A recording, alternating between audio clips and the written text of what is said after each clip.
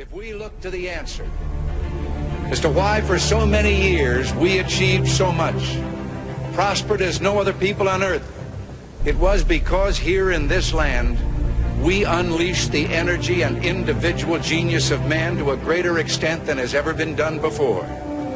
Freedom and the dignity of the individual have been more available and assured here than in any other place on earth.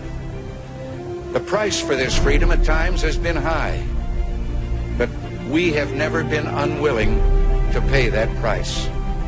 Those who say that we're in a time when there are no heroes, they just don't know where to look. The sloping hills of Arlington National Cemetery, with its row upon row of simple white markers bearing crosses or stars of David, they add up to only a tiny fraction of the price that has been paid for our freedom. Each one of those markers is a monument to the kind of hero I spoke of earlier.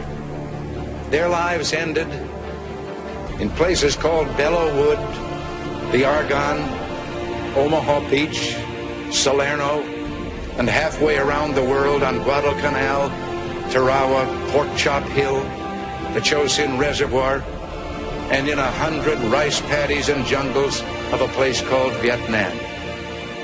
Under one such marker lies a young man, Martin Treptow, who left his job in a small-town barber shop in 1917 to go to France with the famed Rainbow Division. There on the Western Front, he was killed trying to carry a message between battalions under heavy artillery fire. We're told that on his body was found a diary. On the flyleaf, under the heading, My Pledge, he had written these words: America must win this war. Therefore I will work, I will save, I will sacrifice, I will endure. I will fight cheerfully and do my utmost as if the issue of the whole struggle depended on me alone.